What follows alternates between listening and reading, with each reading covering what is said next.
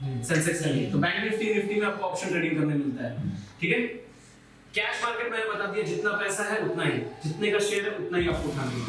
Derivative में क्या होता है, अभी तो सेबी का रूल है। सेबी क्या होता है, सिक्योरिटी एक्सचेंज बोर्ड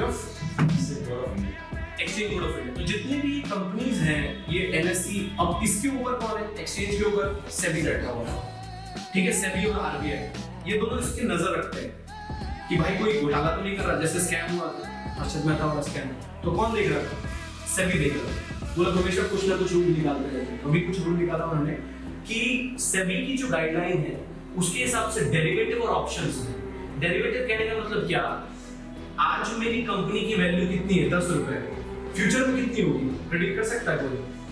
बढ़ जाए घट जाए कोई नहीं जानता। अगर बढ़ जाएगा तो उसे हम प्रीमियम कहेंगे, अगर बढ़ गया तो उसे हम प्रीमियम कहेंगे, और घट गया तो डिस्काउंट कहेंगे, ठीक है। अगर मेरी कंपनी का वैल्यू आज 10 रुपए, हमने लिस्टेड किया उसको, 10 साल बाद अगर वो 20 रुपए होगी तो फ्यूचर में उसकी वैल्यू क्या दिखाएगी, 20 रुपए दिखाएगी, तो उसको कहते हैं प्रीमियम।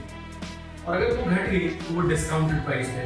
तो उसी हिसाब से आप देखो रिलायंस की जो अभी करंट वैल्यू चल रही है 1937 है, लेकिन आप उसको फ्यूचर में देखो तो 1938 है, और अगर आप फरवरी में जाओ तो 1945 है, और अगर आप मार्च में चले तो 1954 है। तो इसे क्या कहते हैं, प्रीमियम, बढ़ी हुई वैल्यू। लोग सोच रहे हैं कि बढ़ेगा शेयर, इसीलिए इसकी वैल्यू बढ़ती चली जाती है, ठीक है। वो प्रेडिक्ट मार्केट प्रेडिक्शन, क्योंकि आपकी एक्सपायरी जो है वो 49,000 पे हो। क्यों इतना महंगा है, क्योंकि जो एमआरएफ एक शेयर है ना उसका, मतलब कहने का मतलब क्या, 30 कंपनी है, उसका कुछ भाव होगा। जैसे हम 30 लोग यहाँ बैठे हुए हैं, आपका भाव 30 रुपए, आपका 40 रुपए, आपका 50 रुपए, तीनों को मिला के 3 से डिवाइड कर दो, जो एवरेज आएगा वो इंडेक्स है। इंडेक्स क्या होता है, लोग सोचते हैं बैंक निफ्टी क्या है, निफ्टी क्या है, सेंसेक्स क्या है, कुछ वैल्यू कहां से आया, कोई तो कैलकुलेट कर रहा होगा। सब डिजिटल है, पहले कागज होता था, अब नहीं, अब सब डिजिटल है, ठीक है। तो 50 कंपनी का कुछ भाव है, 1000, 2000, 3000, 500 को मिला के 50 से डिवाइड कर दिया, 14,000 के आसपास है, ठीक है। 30 कंपनी को मिला के 30 से डिवाइड कर दिया गया, उसका जो वैल्यू है 49,000। क्यों, क्योंकि एमआरएफ की वैल्यू 90,000 है, एक शेयर की वैल्यू 90,000। उसको मैंने होल्ड किया था जब वो गिर के 57 गया है, तो मैंने उसको 65 पे बेच दिया। मुझे लगा कि यार नहीं जाएगा इसमें, 90,000 रुपए, ठीक है। इसके बहुत सारे फायदे हैं, मैं आपको कितने फायदे दे रहा हूं।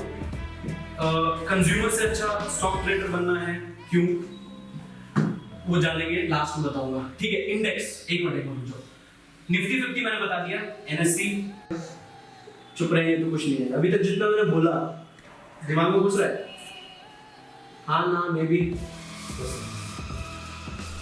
मजा आ रहा है सर, सामने से कुछ बोलूंगा, बोलेंगे। आपने जो वर्ड बोला ना लिस्टेड कंपनीज, कुछ लोगों को ये भी मालूम नहीं होगा ये लिस्टेड, ये होता है लिस्टेड होना कंपनी का, ठीक है। अभी तक आप लोगों को ये लग रहा होगा कि यार जिस हिसाब से मैं बता रहा हूँ क्या मार्केट वैसा ही है, लॉस होता है लोगों को, अमीर नहीं बन जाता एकदम, होता है लॉस भी होता है, ठीक है। उस पर भी मैं आता हूँ, सर कोई बात नहीं। हाँ, कोई पण कंपनी છે ને જ્યાં સુધી ભલે સારી સારી પણ જ્યાં સુધી એક तो डिविडेंड क्या होता है, दिवाली में बोनस मिलता है ना पापा को, सेम उसी तरह। अगर कंपनी ने अच्छा बिजनेस किया है तो सभी कहती है आप अपने पार्टनर्स को बोनस भी दोगे, ठीक है। अगर आपके पास शेयर पड़े हैं, जैसे मैंने एक शेयर होल्ड करके रखा था, और वो नहीं, वो स्प्लिट क्या होगी, तो बोनस का मतलब क्या, मैंने एक शेयर खरीद के रखा था एमआरएफ का, और उसकी जो बोनस की क्राइटेरिया क्या रहते हैं कि 6 महीने में एक बार आपको बोनस दूंगा, तो बोनस में किस हिसाब से दूंगा, उसकी फेस वैल्यू के हिसाब से। तो एमआरएफ की फेस वैल्यू भी 10,000 रुपए है, ठीक है। उसका एक टायर या कुछ 10,000 का आता है, तो उसका मैं 5% दूंगा या 2%, तो 10,000 का 2% कितना होता है, कितना, 200 रुपए। तो 200 रुपए मेरे अकाउंट में आ जाएंगे फ्री फंड में, तो आपको बोनस भी मिलेगा, डिविडेंड भी मिलेगा। डिविडेंड कहने का मतलब क्या, जो स्प्लिट आप बता रहे थे ना सर, वो ये डिवाइड हो जाता है शेयर। अगर आपके पास ये बहुत फास्ट है, मैं नहीं सुना इसमें, आप लोग बोल दो, ठीक है।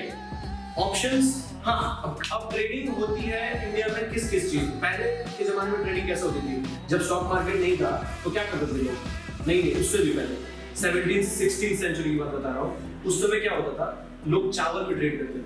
ट्रेडिंग हमेशा से चली आ रही है, आज का नहीं है। लोग चावल, फूल, हॉलैंड की बात होता है, हॉलैंड कंट्री है, वहां पे ट्यूलिप करके एक फूल होता है, नाम सुना होगा आपने ट्यूलिप। वो लोग उससे एक्सचेंज करते थे, ट्यूलिप के इतने पौधे ले लो और मुझे ये दे दो, ठीक है। और उसके बाद जो 17वीं सेंचुरी में आया था वो चावल के आदान प्रदान जो हम लोग बोलते थे, तो चावल यूरोपियन कंट्री करती थी ऐसे, चावल बना, मैंने तुम्हें चावल दे दिया, तुम मुझे गेहूं दे दो, इतना चावल का इतना वैल्यू है, तुम मुझे इतना गेहूं दो। तो ट्रेडिंग यहाँ से बहुत पहले से हो रही है। अब इंडिया में ट्रेडिंग किस किस चीज में कर सकते हैं?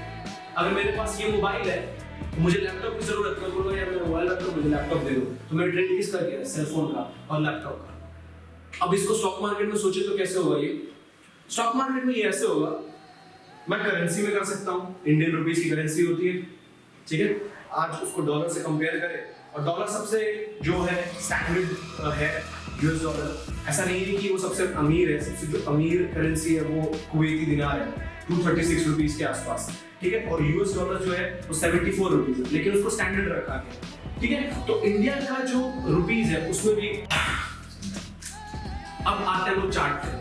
मैं धीरे धीरे ना हर एक चीज का ले रहा हूँ, जैसे ऑप्शन ट्रेडिंग मैंने अभी रोक दी क्योंकि वो बहुत बड़ा है, डेरिवेटिव बता दिए, कैश बता दिया, फंडामेंटल्स बता दिए, पर्क्स बता दिए, उसका ट्रेड क्या फायदे होते हैं स्टॉक के वो बता दिए। अब मैं ओवरव्यू बता रहा हूँ कि हाँ आपको शेयर में कितना कम है, कब आपको ऐसा लगता है कि हाँ ये सही टाइम है शेयर को खरीदने का, वो हम लोग कहाँ से समझते हैं? टेक्निकल एनालिसिस ऑफ चार्ट्स, ठीक है। कुछ बोल मुझे ऐसा लग रहा है कि मैं ही बोल रहा हूँ, समझ दिख रहा है। तो 3 तरह की ट्रेडिंग होती है। कैश, जिसमें आपके पास जितना पैसा हो आप उतना ही खरीद पाओगे। रिलायंस का एक शेयर जो है 1930 रुपए का है, तो अगर आपके जेब में 1930 रुपए तो आप सिर्फ एक शेयर ले सकते हो। ये कैश का लॉजिक है, ठीक है। और कैश जो होता है वो 2 चीजों में डिवाइडेड होता है, एनएससी और बी। कुछ नहीं दिमाग में डालना है कि हाँ बहुत बड़ी चीज खरीदने जाओगे तो 10 रुपए का मिलेगा। एनएससी में आप आलू खरीदोगे तो आपको 10 रुपए मिल सकता है, लेकिन बीएससी में खरीदोगे तो 10 रुपए 5 पैसे मिल सकते हैं, थोड़ा महंगा होता है, ठीक है। अब इसकी वैल्यू, आप एक बात बताओ, बहुत गहरी चीज मैं कहने वाला हूं और इस चीज को आप समझिएगा। आप सब घर पे बैठ के इकोनॉमी से हो और आप चाइना से, ठीक है। आप तीनों अलग अलग कंट्री में बैठे हुए हो, लेकिन आपको जानना है इंडिया में अर्थव्यवस्था कैसी है। तो मैं उसमें पैसा डालूं तो क्या मेरा पैसा वापस आएगा या उससे दुगना देगा? तो कैसे पता करेंगे? आप 2 चीज उठाओगे। आप ये नहीं देखोगे कितना माल कहाँ जा रहा है, कितने खरीद के आ रहे हैं, शिपिंग हो रही, नहीं देखोगे। आप 2 चीज देखोगे, एनएससी को देखोगे और बीएससी को देखोगे, ठीक है। ये हमारे प्रधानमंत्री भी बैठ के देखते हैं। जब स्टॉक गिरता है तो प्रधानमंत्री के पसीने छूट जाते हैं कि हमारा देश स्टॉक गिरने का मतलब क्या होता है कि लोग कम कंज्यूम कर रहे हैं, ठीक है। हमने कोई कंपनी खोली साथ में, हमारा प्रोडक्ट बहुत बिक रहा है, उसका दाम बढ़ेगा और वो एनएससी में लिस्टेड है तो एनएससी बढ़ेगी। एनएससी गिर रही है इसका मतलब मेरी कंपनी भी गिर रही है, उसमें जितने लिस्टेड वो भी गिर रही है, और वो गिर रही है इसका मतलब कंज्यूमिंग कम हो रहा है हमारा, ठीक है। तो कोई भी देश में बाहर बैठा है तो 2 चीज को देखेगा, एनएससी और बीएससी, मतलब निफ्टी और सेंसेक्स को उठा के देखेगा कि यार इसकी वैल्यू कहाँ है। जब मार्च में मार्केट क्रैश हुआ था कोरोना के कारण, तो सेंसेक्स आ गया था 26% छूट गए, तो हमारी इकोनॉमी कहाँ थी उससे नीचे थी। कैसे पता चला? सिर्फ ये 2 चीज को देख के। तो ये होता है कि जैसे ही ये बढ़ने लग गया, इसका मतलब हमारा कंज्यूमर, हमारे बाहर जो चीजें जा रही है, हमारी कंपनी जो है वो ग्रो कर रही है, ठीक है। तो ये होती है इकोनॉमी जो हमारे एनएससी और बीएससी को थोड़ा सा इफेक्ट करती है, अगर ऊपर नीचे हुआ तो कहाँ था मैं बाजार में, ठीक है। बाजार 2 तरह के होते हैं, वहाँ मैं ज्यादा रेकमेंड करता हूँ एनएससी में ट्रेड करना, निफ्टी में। और जो आप बोलते हो ना सर कि हाँ लॉस हो जाएगा, क्या अपने जगह पे आएंगे, आपकी बात सही है। आप इंडेक्स में ट्रेड करते हो इसलिए आपको असर करता है, आप इंट्राडे करते हो इसलिए। लेकिन अगर आप निफ्टी में ट्रेड करोगे, निफ्टी क्या होती है? टॉप 50 कंपनीज जो होती है हमारे, टॉप 50 कंपनीज जो होती है हमारी इंडिया की, वो लिस्टेड होती है निफ्टी में, ठीक है। तो अगर आप उसके शेयर खरीदेंगे ना, तो आज वो चली गई 2 महीने नीचे रह भी जाए, तो मैं गारंटी दे रहा हूँ, मेरा नाम लिख लो कहीं पे, वो अगले 6 महीने वापस आ जाएंगे, उस जगह पे नहीं, उससे ऊपर। और ये हुआ है आप सबके सामने। रिलायंस का शेयर गिर के 750 पे आया था और वो 6 महीने के अंदर 2000 रुपए का है। हमारी निफ्टी 7500 रुपए थी, अभी 14000 रुपए। तो इंडिया में अगर बॉम्ब भी फट जाए, न्यूक्लियर अटैक हो जाए, निफ्टी 0 हो जाए या मतलब 1000 पे आ जाए, तो भी मैं गारंटी दे रहा हूँ 2 साल के अंदर वो अपनी जगह जाएगी। तो डर मत मार्केट से। मार्केट एक बहुत गहरा कुआं है जिससे आप बहुत ज्यादा पैसा निकाल सकते हो। जरूरत है टेक्निक की, ठीक है, वो टेक्निक मैं आपको सिखाने के लिए आया हूं। और ये बहुत बड़ा, एक दिन में मैं नहीं सिखा सकता, ट्रस्ट में मैं नहीं सिखा सकता।